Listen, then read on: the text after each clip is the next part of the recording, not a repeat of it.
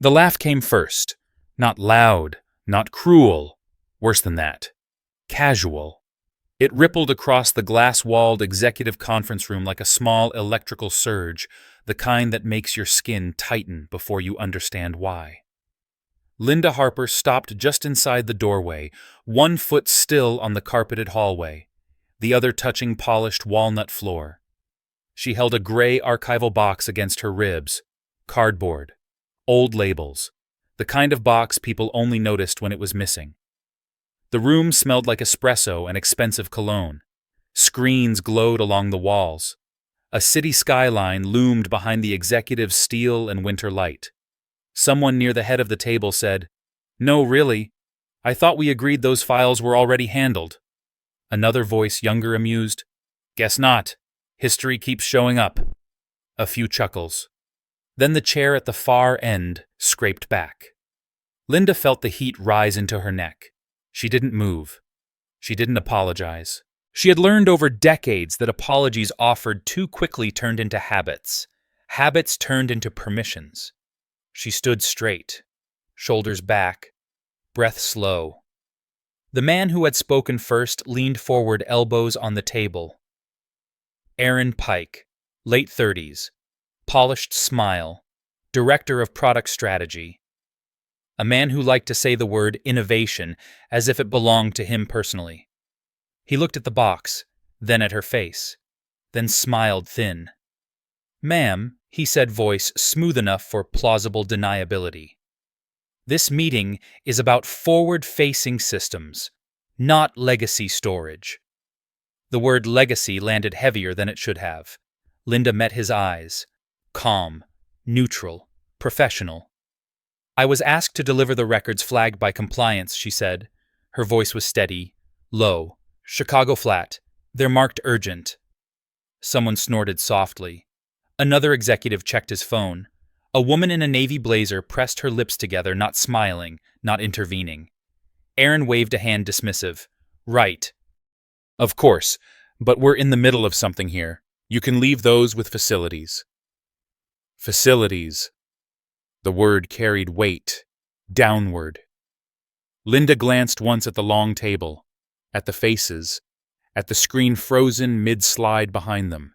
A chart, projections, growth curves bending optimistically upward. She took one step forward and set the box gently on the side credenza exactly where the label indicated. She didn't rush. She didn't fumble. Cardboard touched wood. Soft thump. The laugh came again. Louder this time. Uncontained. Aaron leaned back in his chair. "See, that's the thing about these old systems. They don't know when they're obsolete." It wasn't a direct insult. That was the trick. It never was. Linda felt it anyway, in her chest, a familiar pressure.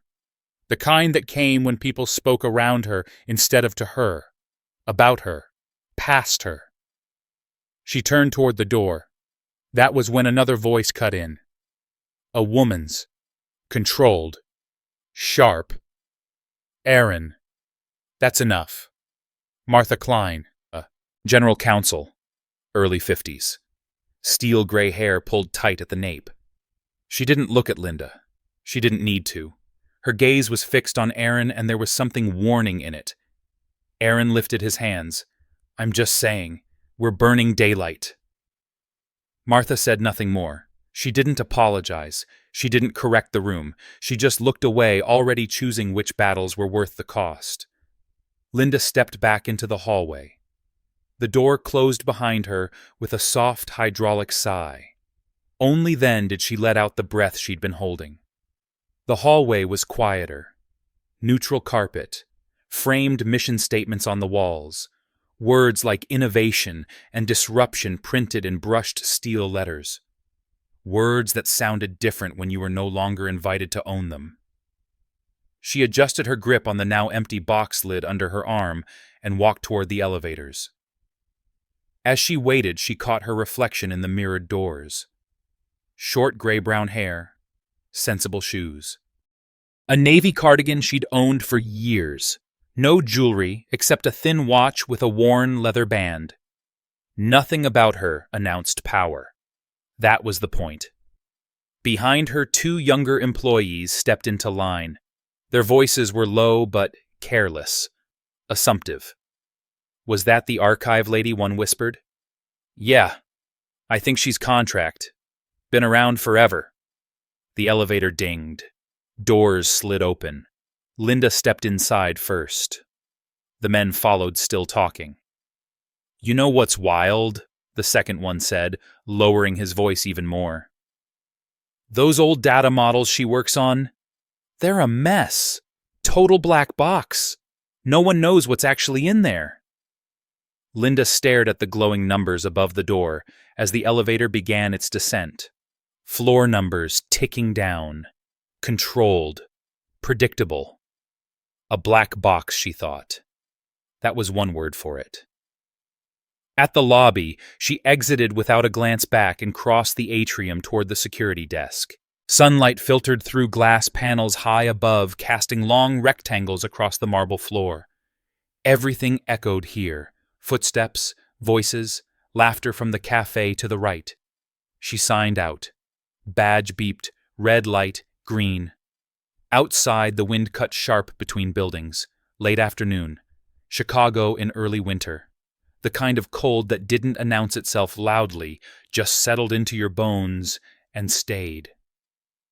Linda pulled her coat tighter and walked toward the bus stop. Her phone vibrated in her pocket. She stopped walking. The message was from an unknown number. Did they finally send you upstairs today? She stared at the screen for a moment before typing back, briefly. A second passed. Then another message. Did they laugh?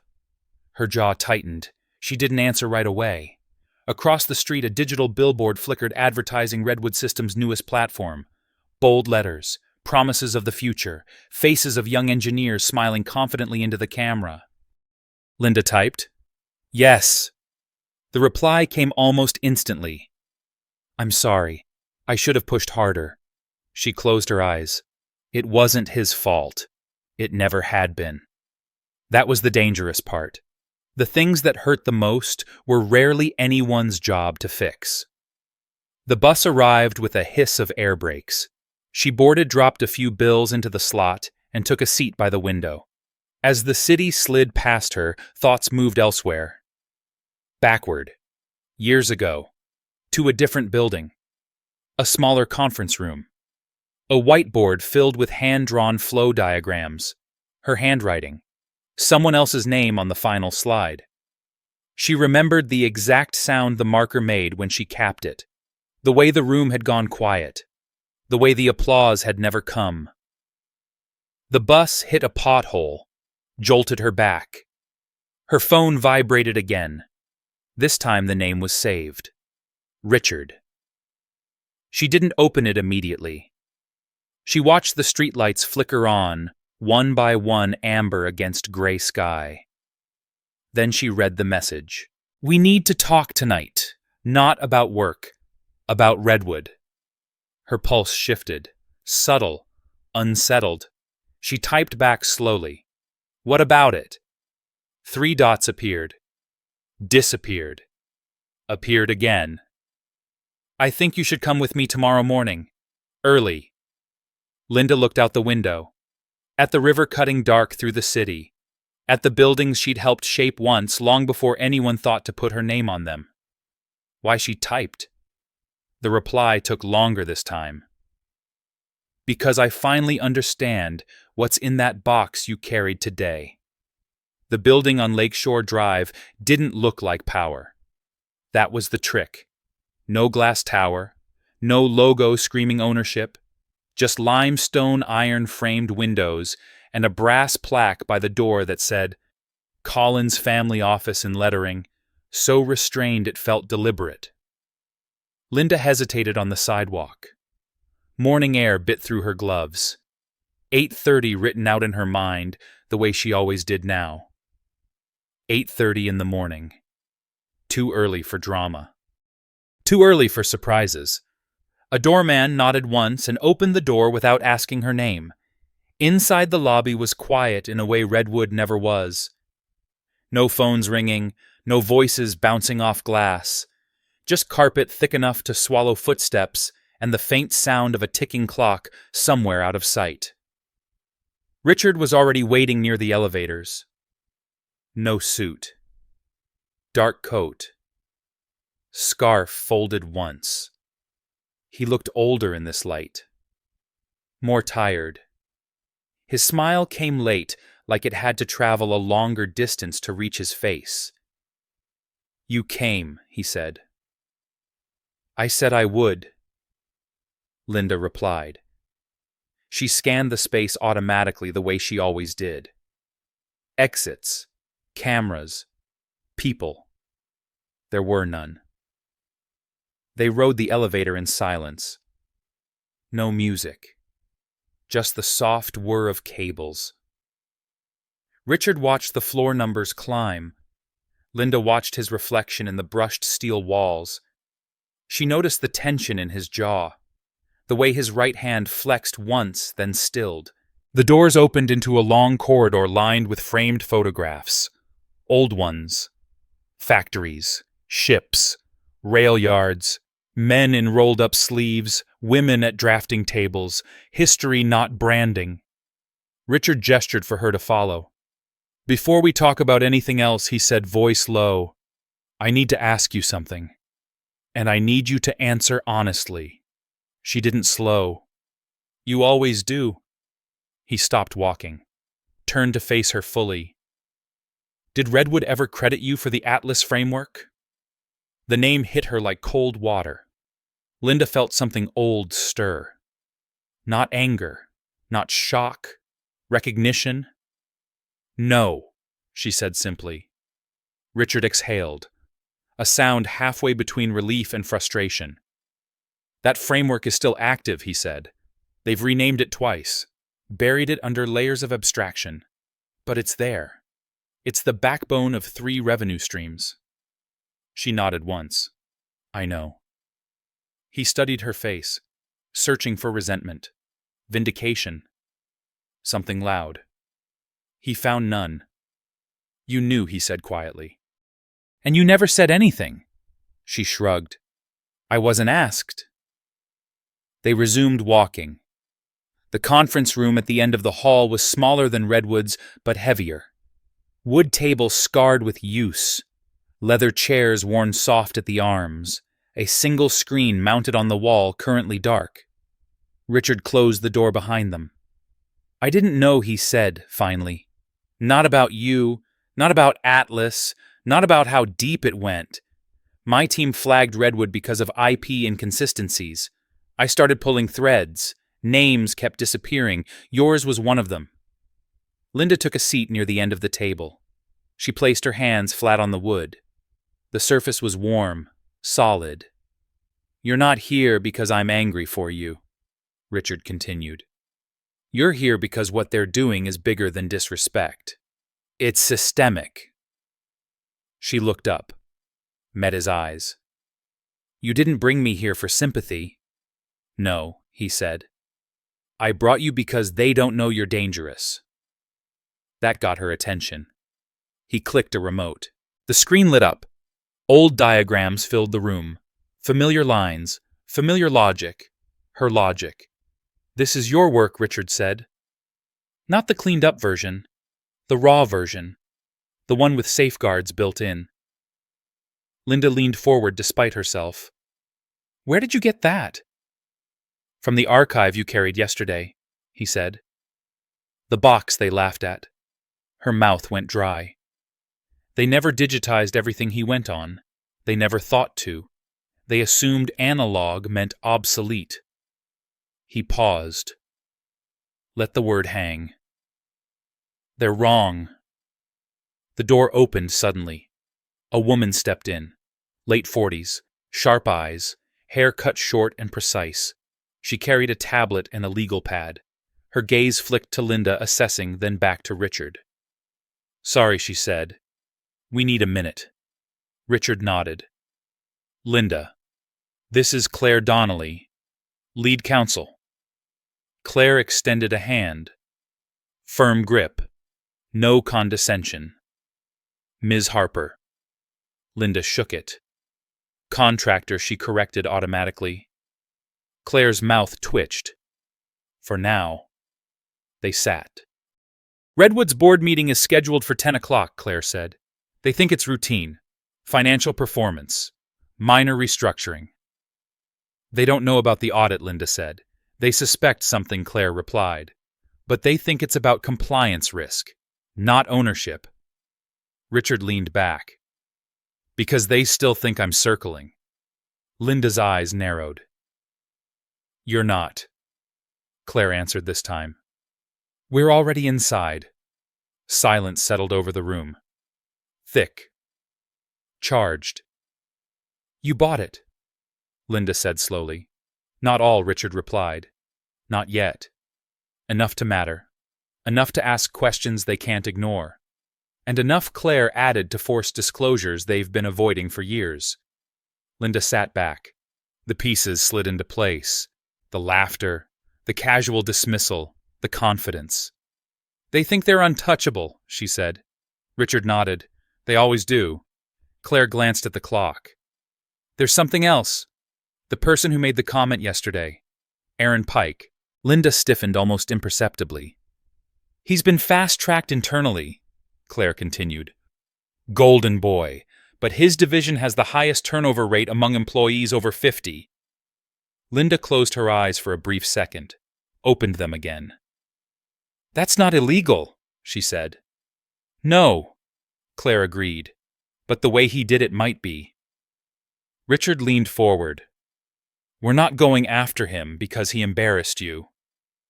I know, Linda said. We're going after him, Richard continued, because he built his success on systems he didn't create and people he pushed out.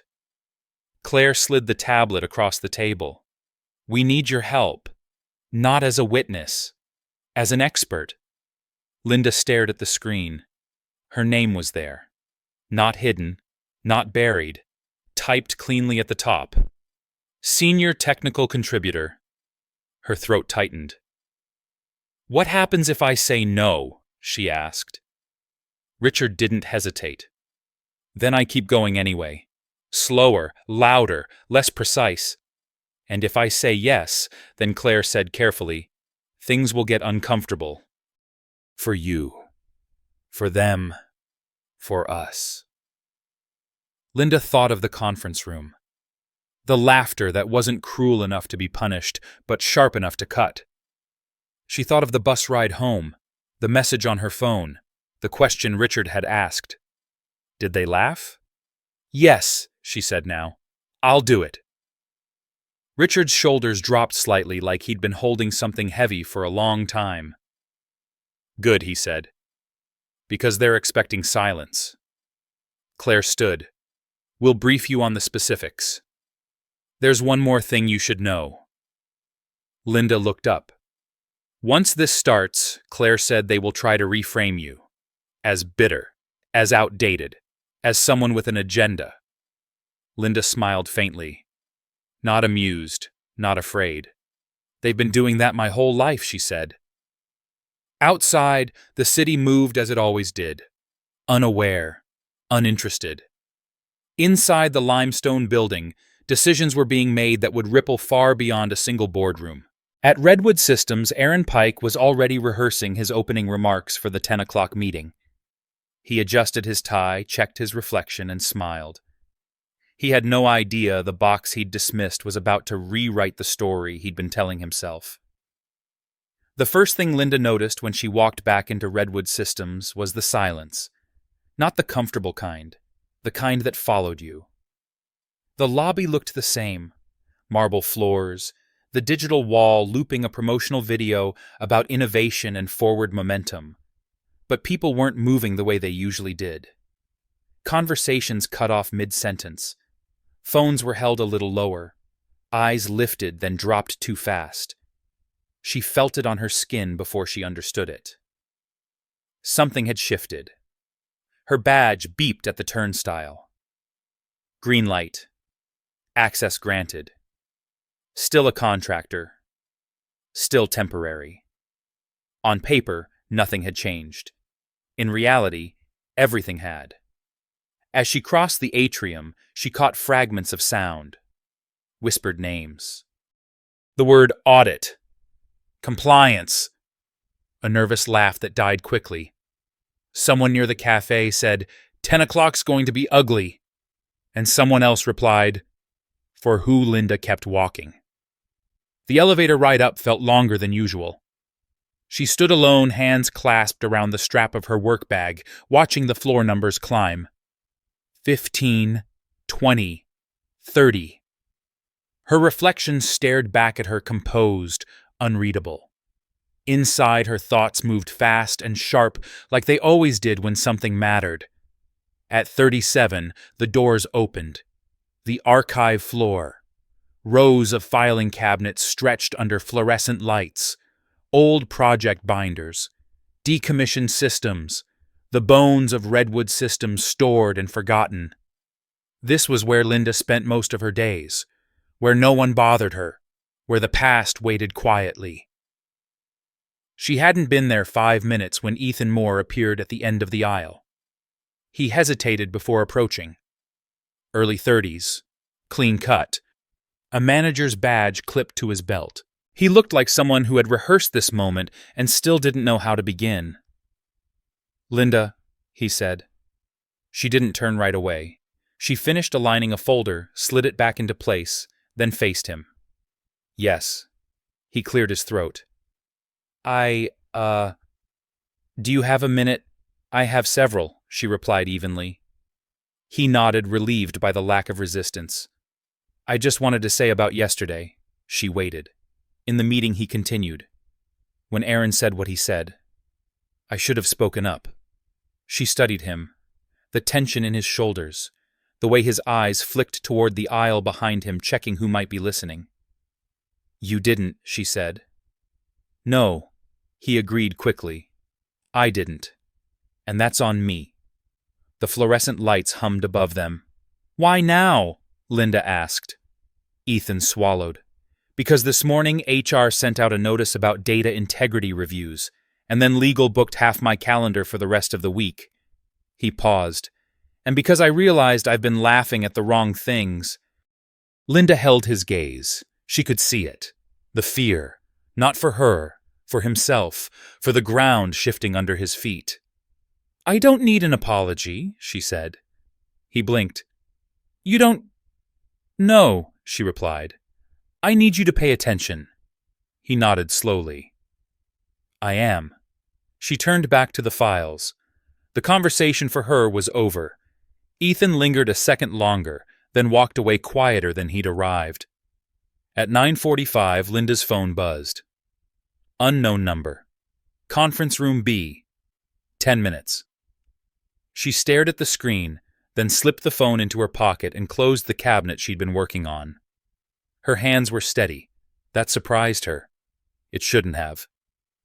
Conference room B was smaller than the executive suite upstairs. No skyline view, no long table, just a rectangular room with a whiteboard and a speakerphone in the center. Martha Klein was already there when Linda arrived. The general counsel sat at the head of the table, a legal pad in front of her pen, resting but not idle. 2 other people occupied chairs along the wall, one from internal audit, one from compliance. Both avoided Linda's eyes. Ms. Harper, Martha said. Neutral. Professional. Thank you for coming. You asked, Linda replied, taking a seat. Martha folded her hands. This is an internal inquiry. Informal. For now. Linda nodded. Of course. Martha glanced at the compliance officer. Please record that Ms. Harper is present as a subject matter resource, not as a respondent. The wording mattered. Linda noticed it immediately. Ms. Harper. Martha continued. How familiar are you with the Atlas framework? Linda didn't hesitate. I designed it. The compliance officer's pen paused mid-stroke. Martha's expression didn't change, but something in her eyes sharpened. "Can you explain its original purpose?" "Yes," Linda said.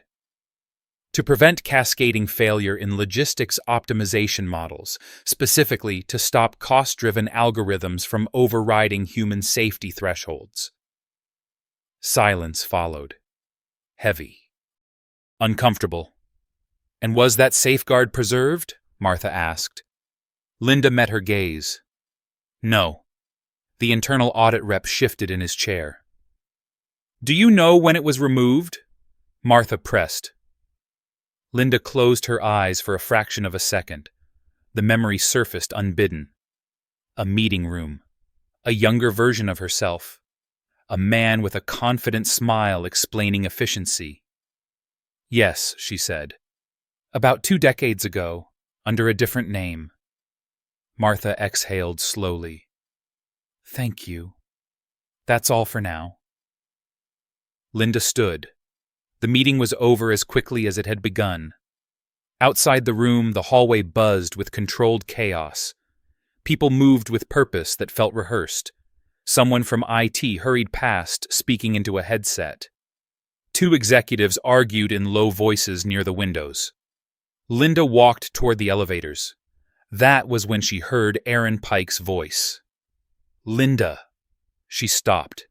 He approached from the opposite direction, flanked by no one. His smile was intact, but his eyes were alert now. Calculating. "Quite the morning," he said lightly. "So I've heard," Linda replied. He glanced around, then leaned closer. "You should be careful." Her brow lifted slightly. "About what?" "About letting people use you," he said. "These things get political fast. You don't want to be caught in the middle." She looked at him. Really looked. At the confidence cracking just enough to show what lay beneath. "I've been in the middle for a long time," she said. "I'm just visible now." His smile tightened. "Visibility isn't always protection." "No," Linda agreed. "But neither is pretending you don't exist." The elevator doors opened behind her. She stepped inside without breaking eye contact. As the doors slid shut, she saw Aaron's reflection distort across the metal, his expression no longer amused. The ride down was crowded. Whispers, glances.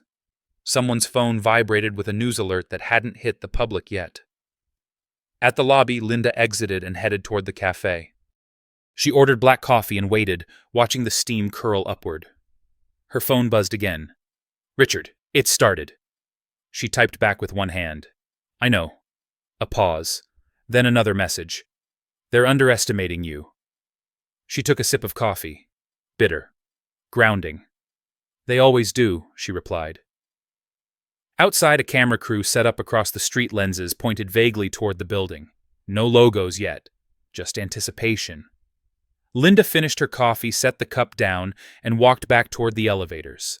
Above her on the top floor, the executive boardroom was filling. Voices rose, arguments sharpened. Aaron Pike stood at the head of the table, speaking faster than usual, projecting confidence he no longer felt. No one noticed the small line item that had been added to the agenda. Data Integrity Review. Presenter external. No one noticed that the past had finally been invited into the room. And no one, least of all Aaron, understood that the woman they had laughed at was no longer carrying boxes. She was carrying leverage. The boardroom lights were dimmer than usual, tuned for screens instead of faces. That was intentional. It made it easier to talk over people, harder to read reactions. Aaron Pike stood near the head of the table jacket, off sleeves rolled just enough to signal urgency without surrender. He clicked through slides too quickly, words spilling faster than normal, his voice pitched half a note higher than it should have been. "Revenue projections remain strong," he said. "Market confidence is intact. Any talk of instability is premature." Across the table, Martha Klein watched him without blinking. She didn't interrupt. She rarely did. She waited. Chairs filled slowly. Executives arrived in pairs, murmuring, phones buzzing with messages that stopped mid-sentence when eyes met. Someone closed the glass door. The sound echoed. At the far end of the table, a seat remained empty. No nameplate, no water glass. Aaron noticed it and didn't comment. At 10:12, the screen flickered. The Redwood logo dissolved into a neutral gray interface. A single line of text appeared. Data Integrity Review. External Presentation. Aaron froze for half a second. Barely visible. Enough. Who added this? He asked, smiling like it was a joke. No one answered. Martha leaned forward. It was approved by the board under emergency provisions, she said. You were notified. Aaron's smile didn't move. That's not how this works. It is today, Martha replied. The door at the side of the room opened. Linda Harper stepped inside. She wore the same navy cardigan, the same sensible shoes. Nothing about her signaled confrontation. She didn't carry papers. She didn't carry a box. She carried herself. Conversation died instantly, not because people were shocked, because they were confused. She didn't belong in this configuration. Not standing, not centered, not calm. Aaron laughed once, sharp. This is a mistake. Linda didn't look at him. She walked to the chair at the far end of the table and sat down. Only then did she lift her eyes. It's not, she said. Martha stood. Ms. Harper is here in a consulting capacity, she said. She will not be speaking alone. The screen changed again. Lines of code appeared. Old, clean, structured with a discipline that had fallen out of fashion. Linda recognized it instantly. She didn't react. This framework, Martha continued, has been operating inside Redwood Systems under multiple aliases for over 2 decades. Aaron shook his head. We've been over this. Legacy code evolves. That doesn't mean... Please, Martha said. Not loud, not gentle. Let us finish. The next slide showed a timeline. Names, dates, revisions, credits removed, credits reassigned. A murmur rippled through the room. That can't be right, someone said. Linda spoke then. Her voice cut through the noise without rising. It is. Aaron turned fully toward her now. You don't have standing here. She met his gaze. I don't need it. Martha gestured toward the screen. Ms. Harper designed the original framework. Laughter this time uncertain, defensive. Aaron scoffed. That's absurd. It's documented, Martha said. And corroborated. Linda leaned forward slightly. You changed the naming conventions, she said, eyes on Aaron. You abstracted the safety checks. You called it optimization. Aaron's face flushed. That was years ago. Yes, Linda said. And people were hurt because of it. Silence. Thicker now. Different. A man near the window cleared his throat. What exactly are you suggesting? Linda didn't answer. Martha did. That Redwood Systems knowingly deployed models that prioritized cost reduction over human risk mitigation, she said. And concealed the origin of those models? That's a serious accusation, Aaron snapped. It's a documented one, Martha replied. The screen shifted again. Incident reports. Logistics failures. Lawsuits settled quietly. Names redacted. Linda felt the room tilt. Not emotionally, structurally. The way a bridge feels just before weight redistributes. Aaron looked around. For allies. For laughter. He found none. This is a witch hunt, he said. You're dragging up old code to distract from current performance. Linda stood. She didn't raise her voice. She didn't point. She didn't accuse. You removed the part that stopped the system from pushing drivers beyond safe limits, she said. You justified it as efficiency. You told yourself the numbers would average out. She paused. They didn't. Someone inhaled sharply. Aaron stared at her. You're bitter, he said. That's what this is. You couldn't keep up. You got left behind. Linda smiled. Not warmly, not cruelly, with recognition. I left, she said. There's a difference. The door opened again. This time, no one spoke. Richard Collins walked in, not rushed, not dramatic, a tailored coat still on. He closed the door behind him himself. The click echoed louder than it should have. He didn't look at Linda right away. He took in the room, the faces, the tension, then he spoke. "Good morning." Martha nodded once. "Mr. Collins." Aaron's mouth opened, closed, opened again. "You're not on the agenda." Richard smiled faintly. "I am now." He took the empty seat beside Linda and set his coat over the back of the chair. Only then did he look at her. "You ready?" he asked quietly. She nodded. Aaron stood abruptly.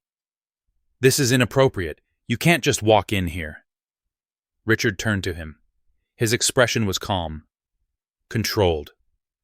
"I can," he said, "because as of yesterday evening, Collins Group holds controlling interest in Redwood Systems." The words landed like a dropped plate. Someone swore under their breath. Aaron's face drained of color. "That's not possible."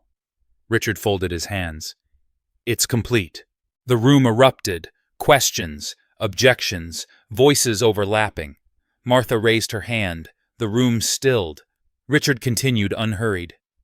"We didn't acquire Redwood for growth projections. We acquired it because it's been lying to itself for a long time." He gestured toward Linda. "And because the person who tried to warn you was ignored." Aaron shook his head, backing away from the table as if distance might help. "This is personal." "No," Richard said. "This is structural." Linda felt it then. Not triumph, not relief. Gravity. The weight of being seen at the exact moment it mattered. Richard turned to the room. "Effective immediately, all deployments using modified Atlas derivatives are suspended pending review." Aaron laughed brittle. "You'll tank the company." "No," Richard replied. "We'll save it." He looked at Linda. "Would you explain why?" She took a breath. "The system works," she said, "just not the way you've been using it." The room leaned in despite itself. Outside cameras flashed. News alerts lit phones. The story had broken free of the building. Inside, Aaron Pike sank back into his chair, the confidence that had carried him for years finally cracking under the weight of a truth he could no longer reframe. Linda stood at the center of the room, not as a relic, not as a victim, but as a constant they had tried and failed to erase. And for the first time since she walked into Redwood Systems, no one laughed. The news didn't break all at once. It leaked.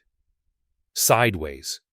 In fragments that made people lean closer to their screens and lower their voices. By noon, the lobby televisions were muted, but every ticker carried the same headline in different words. Regulatory review. Data integrity concerns. Board restructuring. Names unnamed. Questions unanswered. Linda returned to the archive floor like nothing had changed. That was what unsettled people the most. She passed desks where conversations stopped mid-sentence. She nodded to a receptionist who smiled too quickly, then looked away. The badge around Linda's neck still said, "Contract. Temporary." The lie clung stubbornly to plastic. Ethan Moore found her again near the back of the floor. He didn't try to hide it this time. "They suspended the rollout," he said, breathless. "All of it." Linda slid a binder back onto the shelf. "I know. They're saying legal forced it." She turned.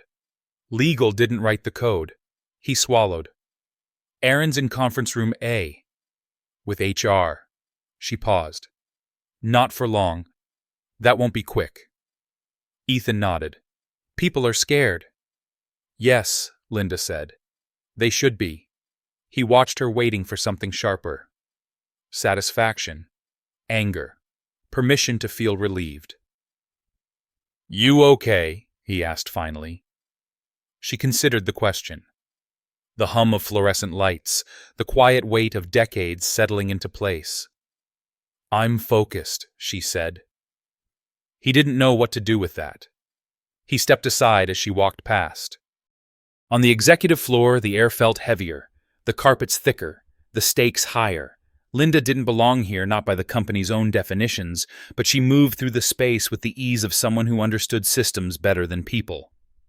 Martha Klein intercepted her near the corner office. The general counsel's expression was tight controlled. "They're calling emergency sessions," Martha said without preamble. "Regulators, external auditors, media." Linda nodded. "They always do." "You'll need representation," Martha added. Linda met her gaze. "I have it." Martha hesitated. Then quietly, "I'm glad you're here."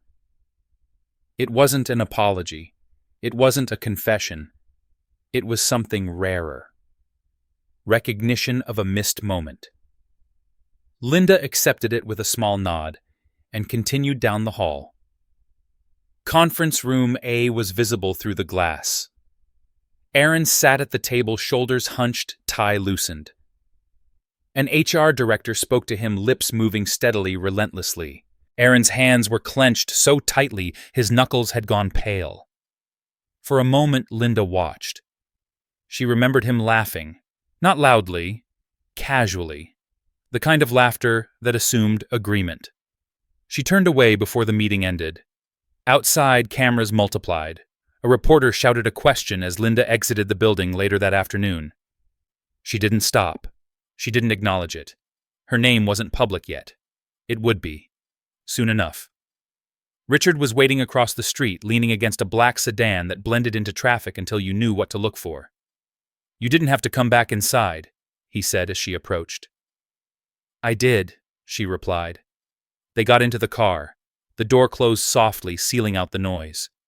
"You were right," Richard said after a moment. "They're reframing it already." Linda looked out the window as the city slid past. They will until they can't. And then they'll look for someone smaller to blame. Richard exhaled. "You won't be that person." She turned to him. "You don't get to decide that." He held her gaze. "No. But I get to make it harder." At a stoplight, his phone buzzed. He glanced at the screen, then handed it to her. An internal memo. Subject line neutral. Content anything but. Temporary suspension of certain senior leaders pending review. Aaron Pike's name was there. Not fired, not yet, but exposed. Linda handed the phone back. "That's just the beginning," she said. "I know." They rode in silence the rest of the way. That evening, Linda sat alone in her apartment, the city humming faintly through the windows. She removed her shoes, set them neatly by the door, and sank into the chair by the window. Her phone lay face down on the table. She didn't need to check it to know it was full. She closed her eyes. Memories came uninvited. Meetings long past. Whiteboards erased before anyone thought to photograph them. Emails unanswered. The quiet decision years ago to stop pushing against walls that never moved. A knock at the door startled her. She opened it to find Mrs. Alvarez from down the hall holding a folded newspaper. "They're talking about your company," Mrs. Alvarez said, accent, thick eyes, curious. "On the news." Linda smiled faintly. "They do that." Mrs. Alvarez hesitated. "You okay?" Linda nodded. "I will be." The door closed. The apartment returned to its familiar quiet. Her phone buzzed. This time, she picked it up. Unknown number. "They're asking questions about you. Past work. Credentials." She typed back. "Let them." A pause. Then another message. "Do you want to make a statement?" Linda stared at the words. Statement.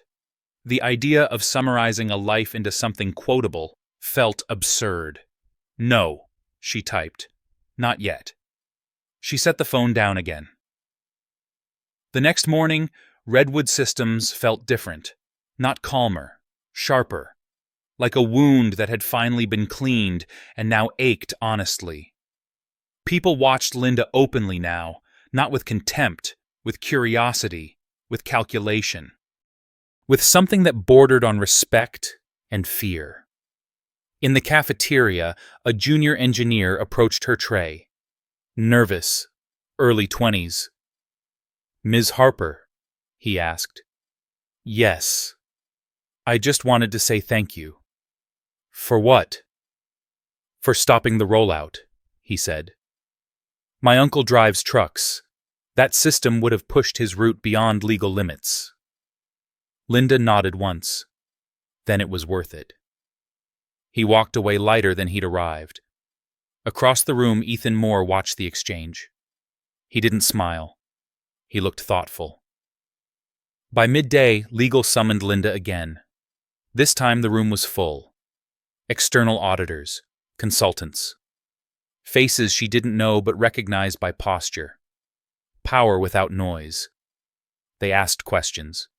She answered them. Precisely, calmly, without embellishment. At one point, an auditor leaned back and said, "You could have made a lot of money from this." Linda met his gaze. "I tried to prevent harm." He nodded slowly, as if recalibrating something internal. Late in the afternoon, Richard texted. "Press conference tomorrow morning," she replied. "I won't speak." He responded quickly, "I know." That night, Linda slept deeply for the first time in weeks. Across the city, Aaron Pike sat alone in his apartment staring at a wall of accolades that suddenly felt fragile. He replayed conversations in his mind, searching for the moment where control had slipped. He didn't find it. He had never seen her coming. At Redwood systems were being dismantled, examined, rebuilt, slowly, painfully, honestly. And in a small apartment overlooking the city, Linda Harper woke before dawn, made coffee, and prepared for a day that would no longer allow her to be invisible. The leverage she carried was no longer theoretical. It was active.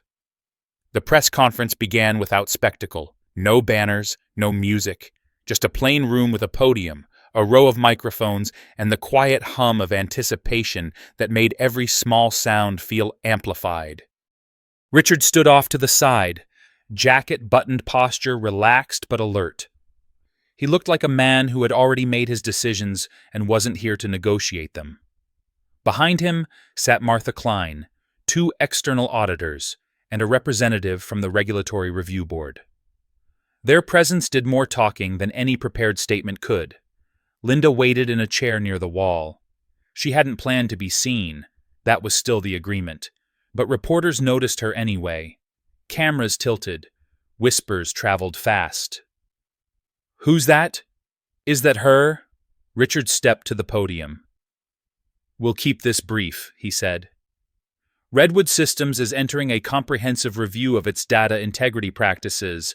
Certain leaders have been placed on administrative leave. External oversight has been initiated.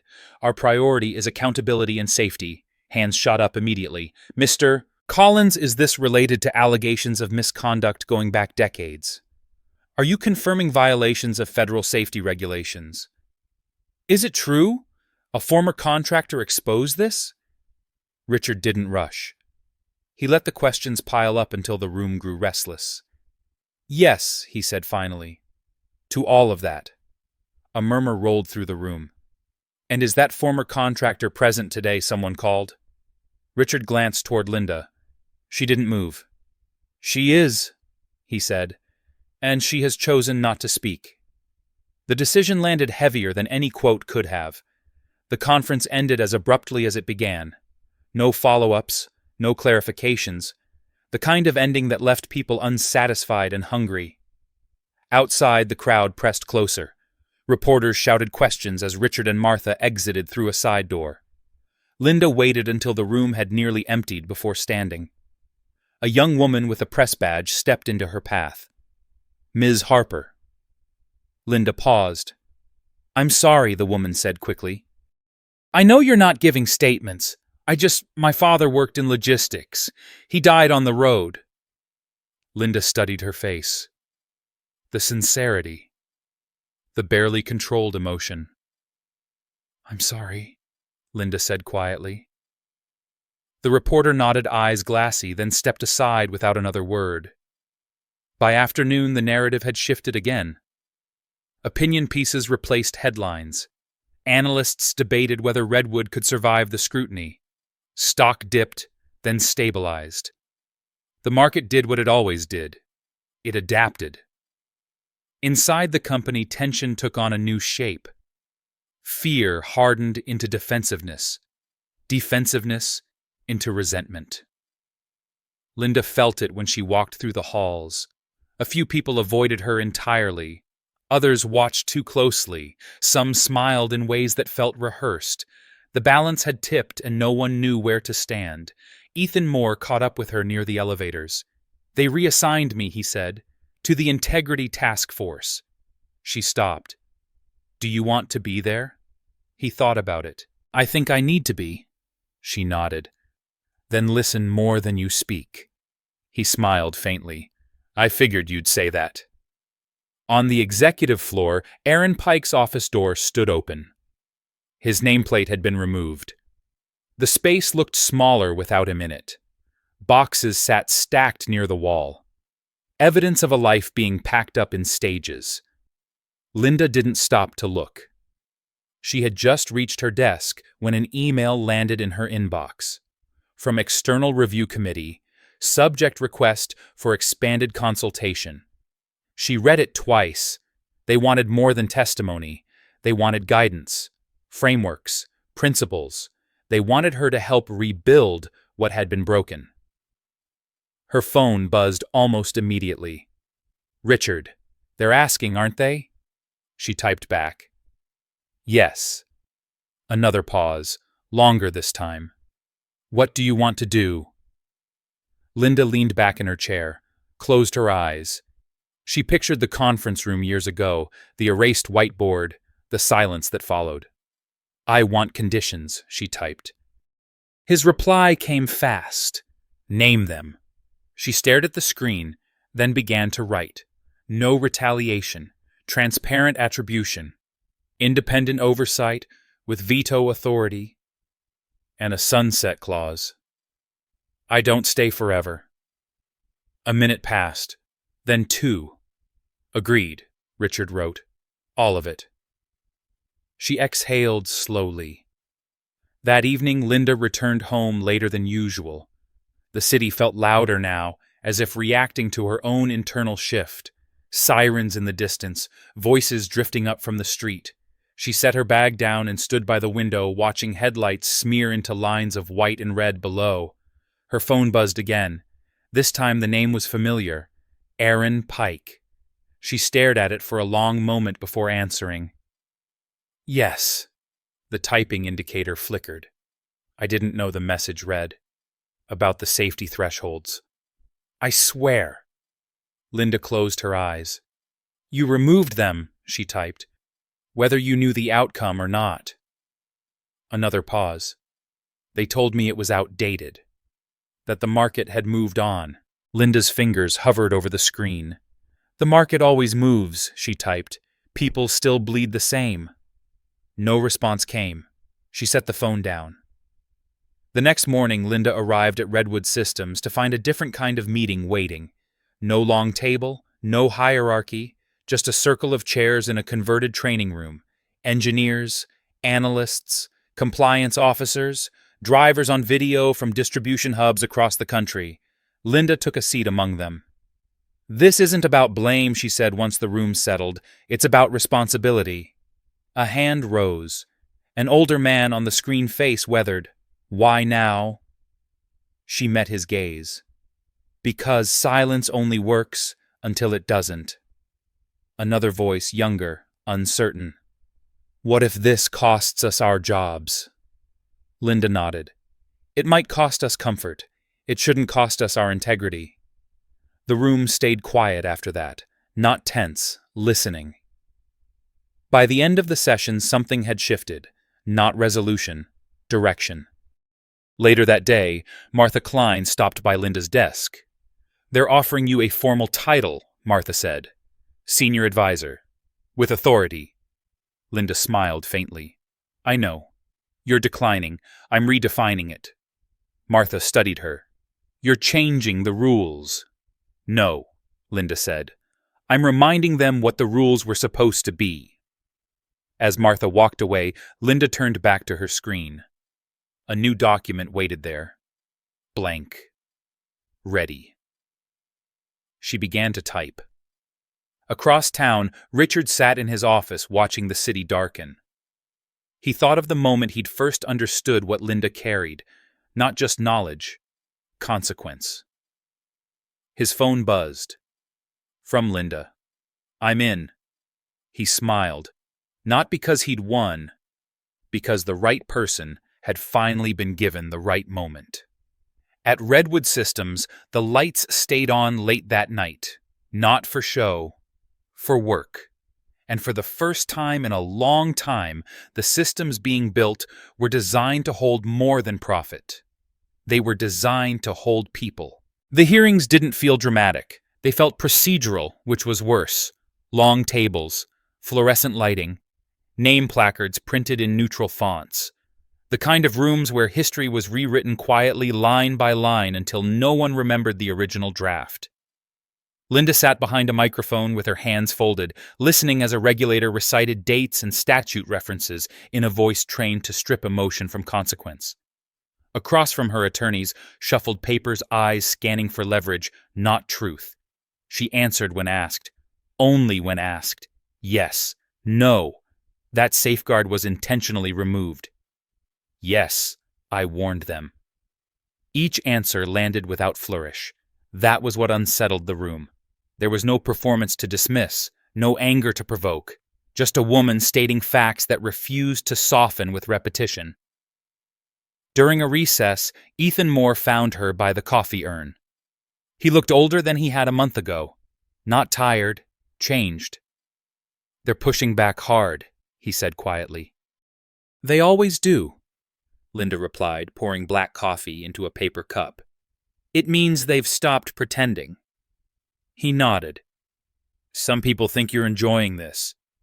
She looked at him then. Really looked. I'm grieving, she said. For the time it took. He swallowed. I didn't think of it that way. Most people don't, she said. Back inside, the questions turned sharper. Less technical. More personal. Ms. Harper, one attorney began leaning forward slightly. Isn't it true you left Redwood Systems voluntarily? Yes. So you weren't forced out? No. Then why return? Now. Linda didn't answer immediately. The room waited. Pens hovered. Because the harm didn't stop when I left, she said. And because I finally had standing. The attorney smiled thinly. Because your fiancé bought the company. A ripple moved through the audience. Linda met his gaze. Because the truth finally had a door. The hearing adjourned late. Outside, dusk settled over the city in layers of gray and gold. Linda stepped out into the cool air and felt the tension drain from her shoulders, inch by inch. Richard waited by the curb. He didn't ask how it went. He didn't need to. You hungry? He asked. Yes, she said, but not for anything heavy. They walked instead. No car, no security, just two people moving through streets that didn't care who they were. They passed a diner with fogged windows and neon buzzing softly above the door. Inside, older couples sat in booths, forks clinking against plates, a familiar comfort. They slid into a booth near the back. Vinyl seats cracked with age. A waitress with silver hair brought menus and didn't rush them.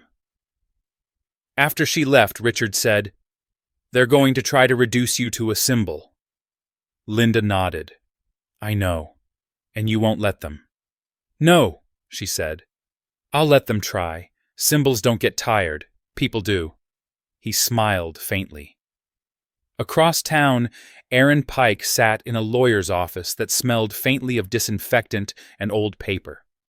His hands shook as he signed another document he barely read. The man across from him spoke in careful tones about exposure and mitigation. "This can be managed," the lawyer said, "if you cooperate." Aaron stared at the wall. He thought of the meeting, the laughter, the confidence he'd mistaken for immunity. "Do you think she planned this?" he asked suddenly. The lawyer hesitated. "Who you know who?" The lawyer chose his words carefully. "I think she waited." Back at Redwood Systems, the task force met again. This time the room was fuller. Engineers brought notebooks. Compliance officers brought questions that sounded less like challenges and more like curiosity. Linda stood at the whiteboard, marker in hand. "This isn't about rebuilding the old system," she said. "It's about deciding what we refuse to optimize away." A younger engineer raised her hand. "What if leadership changes again?" Linda nodded. "Then the system has to survive them." They talked late, not about profit, about guardrails, about documentation that couldn't be quietly altered, about credit that stayed attached to names even when it became inconvenient. Ethan watched from the back, scribbling notes. He didn't interrupt. He didn't joke. He listened. When the meeting ended, he approached Linda. "I used to think leadership meant being the smartest person in the room," he said. And now she asked, "I think it means knowing when the room needs protecting." She smiled. "You'll do fine." The media shifted tone the following week. Less outrage, more reflection. Op-eds about age bias, about invisible labor, about how many systems ran on the backs of people no one bothered to remember. Linda's name appeared more often now. Not sensationalized, contextualized, a footnote that refused to stay small.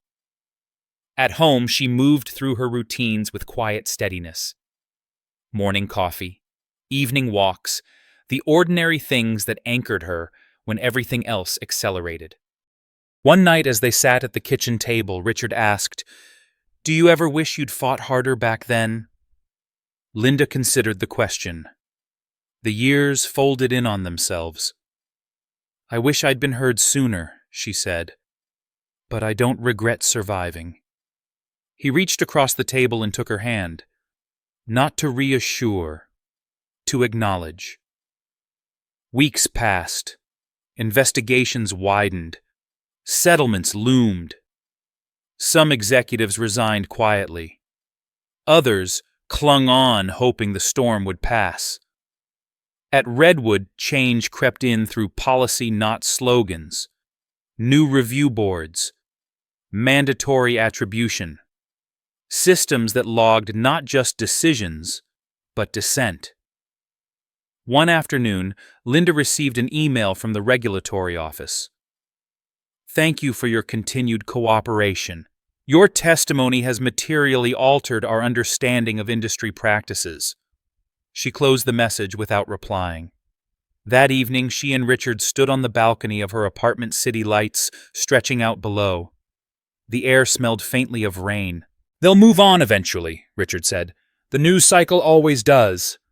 Linda nodded. "But the systems won't." He looked at her. "Is that enough for you?"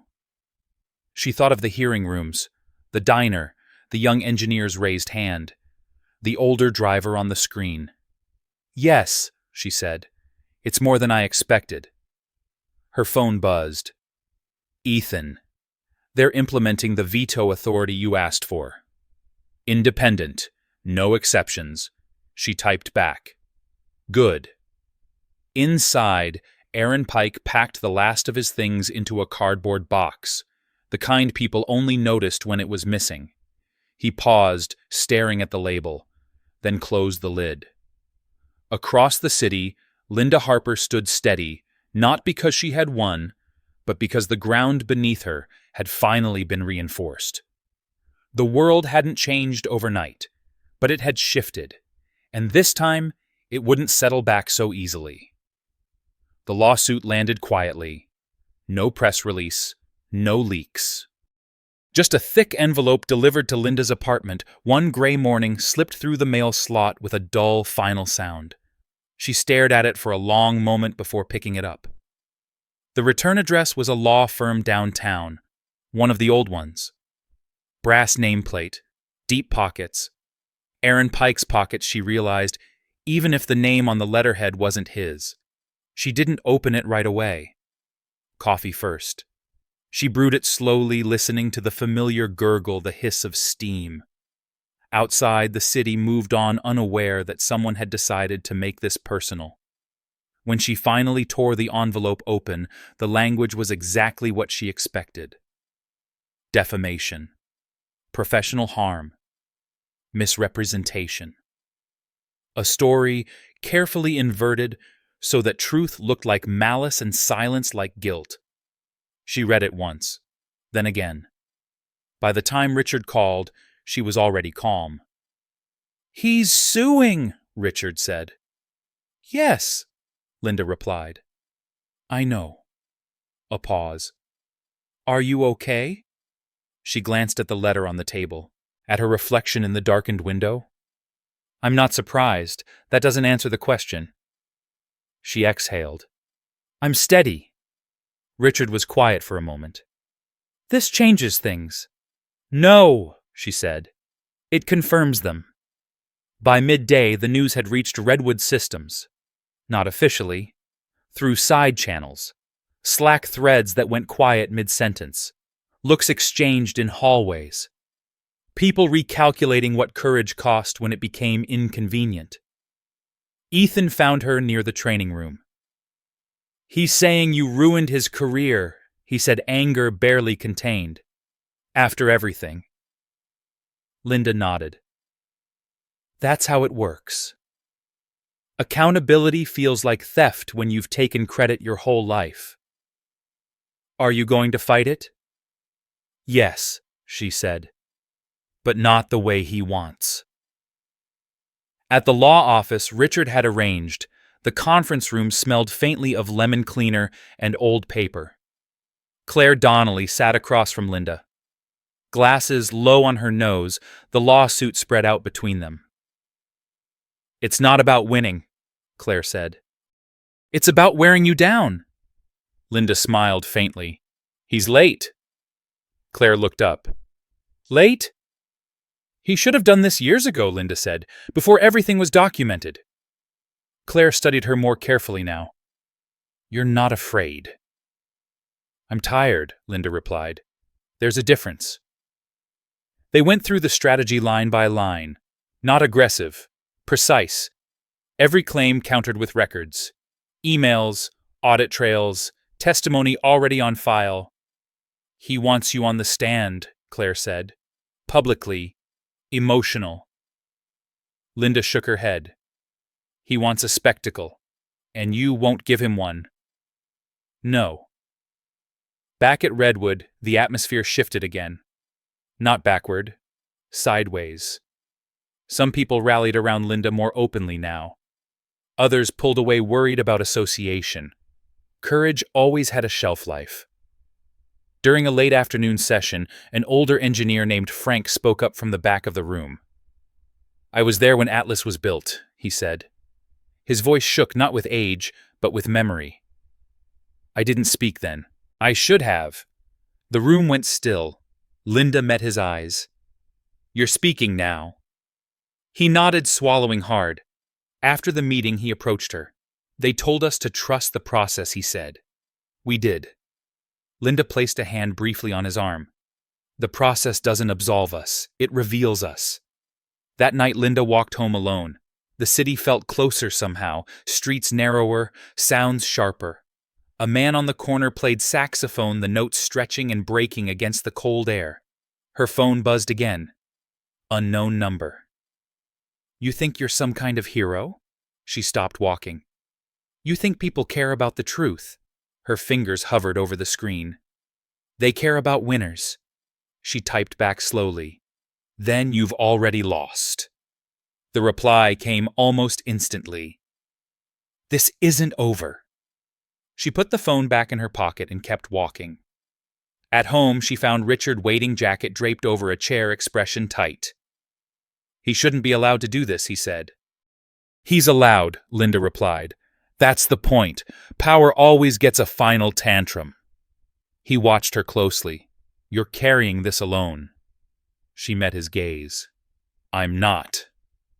The court date was set quickly, too quickly, a tactic. The morning of the hearing, the courthouse steps were crowded. Cameras, commentators, a narrative hungry for conflict. Linda walked past them without stopping. Inside, the marble floors echoed with footsteps and whispered anticipation. Aaron Pike sat at the plaintiff's table. Thinner, paler. His eyes flicked to Linda when she entered, sharp, with something like hope. She didn't look away. She didn't glare. She simply took her seat. The judge entered. Proceedings began. Aaron's attorney spoke first. Painted a picture of ambition crushed by vendetta, of a man blindsided by accusations dredged up by someone with motive. When it was Linda's turn, Claire stood. "My client will not speculate on intent," she said calmly. "She will speak to facts." Linda took the stand. She described the framework, the safeguards, the moment they were removed. She named no villains. She raised no voice. When Aaron's attorney cross-examined her, he leaned in close. "You waited decades," he said. "Why now?" Linda looked at him, then at Aaron, then at the judge. "Because the harm was still happening," she said. "And because silence isn't neutrality, it's consent." The courtroom went quiet. Aaron's attorney scoffed. "You expect us to believe this was never personal?" Linda's gaze didn't waver. "Everything is personal when people get hurt. That doesn't make it untrue." By the time the judge called for recess, the shape of the case had shifted. Outside, Aaron paced, jaw tight, his lawyer whispering urgently. He glanced toward Linda once more, this time with something like disbelief. He had expected anger. Tears. A crack. He found none. The ruling came weeks later. The suit was dismissed. Not dramatically. Thoroughly. Insufficient grounds. Evidence supported the defense. Costs awarded. Aaron appealed, then withdrew it quietly.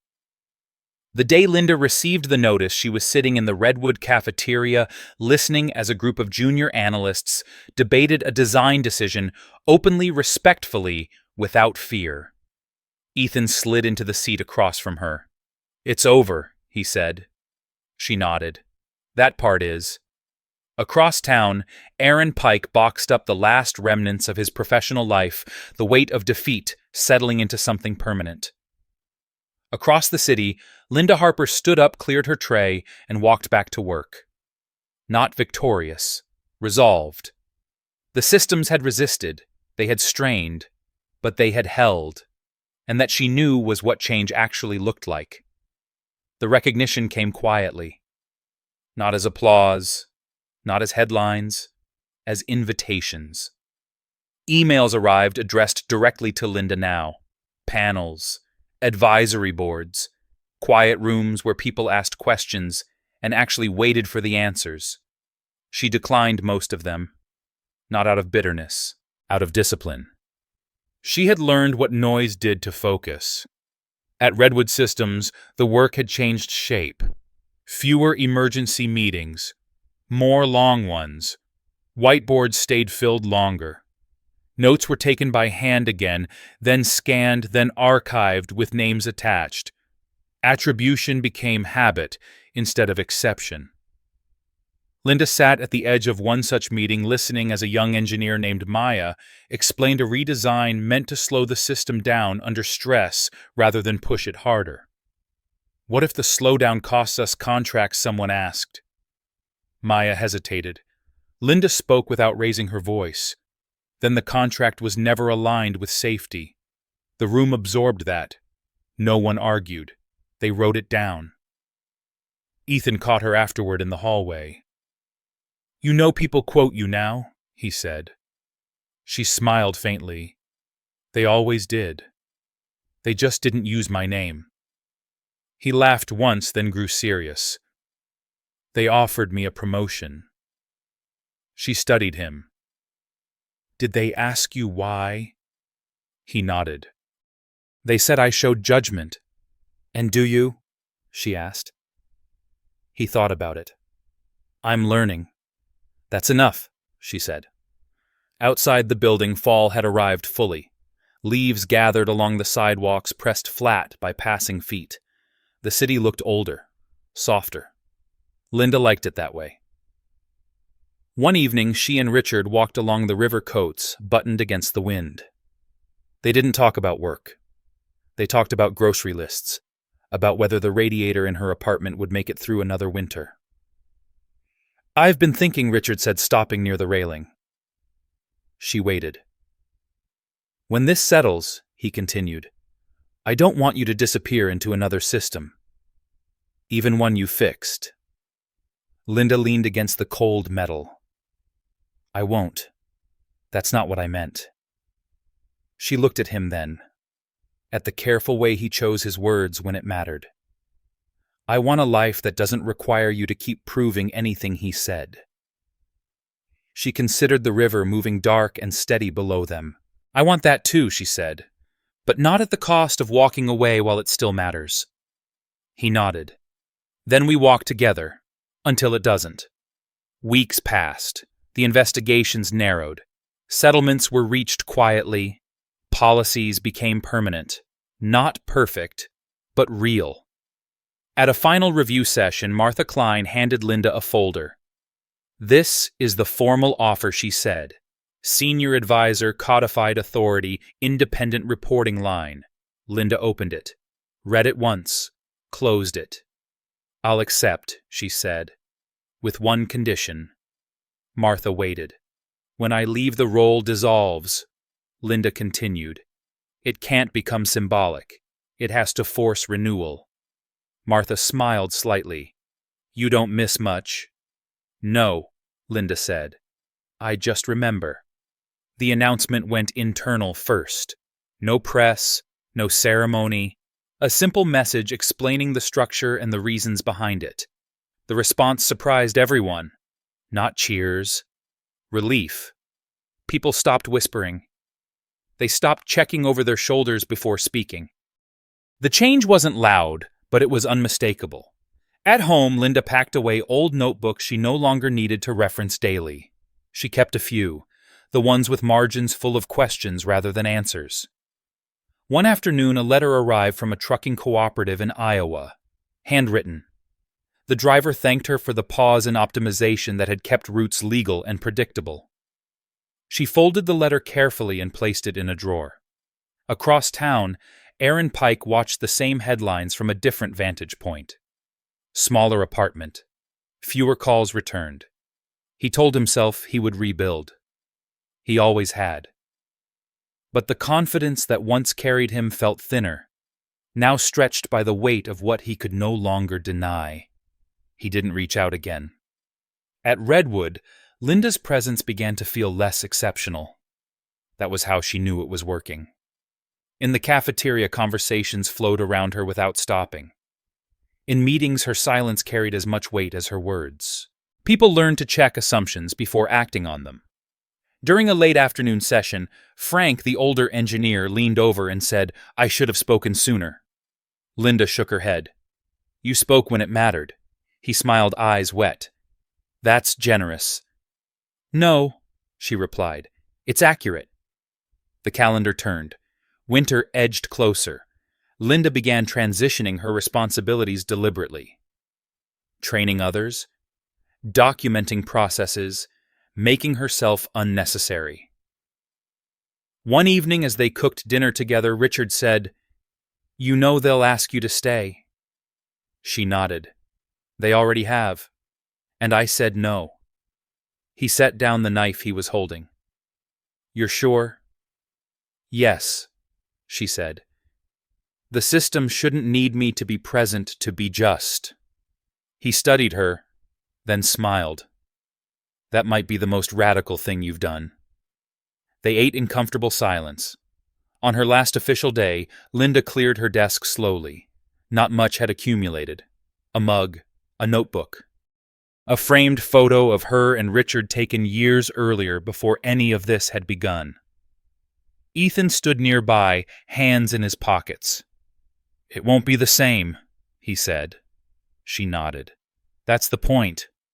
They walked her out. Not formally. No speeches.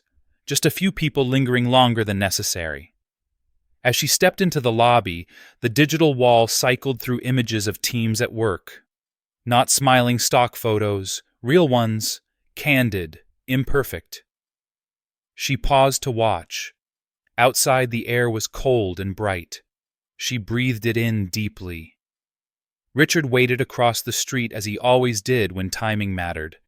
He didn't ask how it felt. She took his arm. "Ready?" he asked. "Yes," she said. They walked away together, not from something broken, but from something that could finally stand without her. The work had been done. Not erased. Not forgotten. Integrated. And for the first time in her life, Linda Harper felt the quiet certainty of an ending that did not demand sacrifice, only acceptance. The city moved around them unchanged and entirely different all at once. The morning Linda left Redwood Systems, for the last time, the building did not notice. That felt right. She walked past the security desk, where a new guard nodded politely, unaware of the weight that had once pressed against those glass doors. Her badge had already been deactivated. No beep, no green light, just an open exit and the soft click of the door closing behind her. Outside, the city breathed the way it always had. Buses sighed. A cyclist rang a bell. Somewhere a delivery truck idled too long.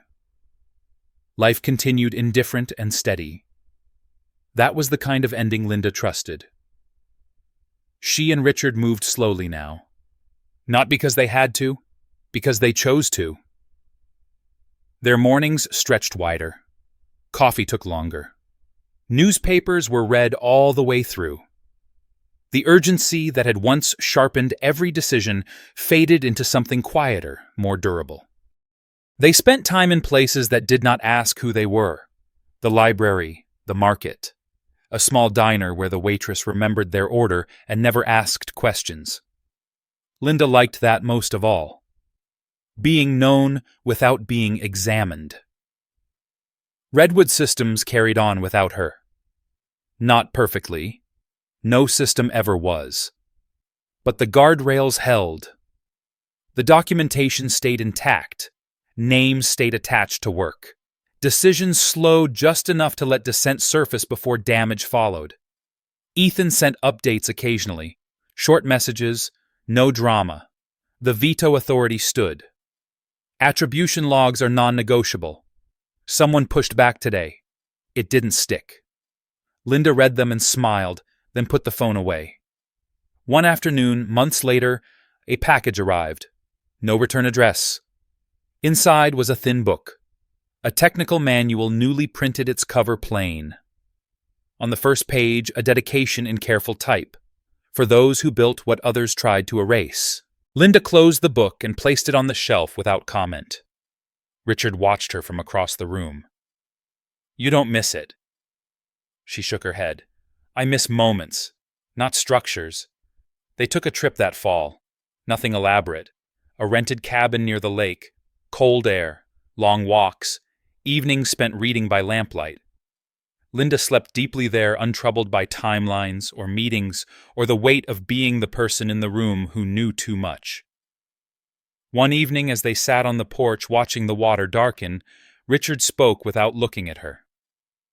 "I never told you why I kept digging," he said. She waited. "Redwood wasn't the first company my firm circled," he continued. "It was just the first one where the pattern felt familiar." She turned to him. "My sister," he said. She was an engineer. Brilliant. Quiet. She left the industry after something like this happened. She never talked about it again. Linda felt something settle into place. Not surprise. Recognition.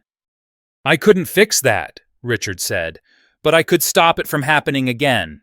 She reached for his hand. held it without squeezing. In winter, Linda received an invitation she did not expect. A community college wanted her to speak to a class, not about Redwood, not about litigation, about systems thinking, about how small decisions compounded over time. She almost declined. Then she went. The room was modest, students of all ages, some young, some older than she was, faces lined with work and second chances. She spoke plainly. No slides, no credentials listed. Systems don't fail all at once, she said. They fail quietly, and they recover the same way. Afterward, a woman approached her. Mid-40s, calloused hands, nervous smile. "I left tech years ago," she said. "I thought I was the problem." Linda met her eyes. "You weren't." The woman exhaled as if releasing something she had carried too long. That night, Linda wrote in one of her old notebooks. Not plans, reflections. Short lines. Things she wanted to remember when the world tried to rush again. Do not confuse speed with progress. Do not trade safety for applause. Do not wait to be invited to protect what matters. Spring returned slowly. The city softened. Trees budded. Construction resumed in fits and starts. Linda and Richard watched it all from the same bench by the river where they had once argued about nothing and everything. "I think we did enough," Richard said one evening. Linda nodded. Enough is underrated. They talked sometimes about marriage, not as an announcement, as a possibility, something chosen, not rushed, something built on the same principle Linda trusted most: durability over display. On a quiet afternoon months later, Linda walked past Redwood Systems again, not intentionally, just on her way somewhere else. She paused across the street and looked up. The logo was the same. The windows reflected the sky. Inside, people moved from meeting to meeting, unaware of the woman standing outside who had once carried their foundations in a cardboard box. She didn't feel bitterness or pride. She felt finished. Finished in the way that meant complete, not discarded. She turned and kept walking. The world did not need her to stand in front of it anymore. It needed what she had already left behind. And somewhere, someone would benefit from a system that slowed when it should, credited who it must, and refused to optimize away the people inside it. That was enough. If this story stayed with you, take a moment to like and subscribe and comment 3 words below. Tell your story.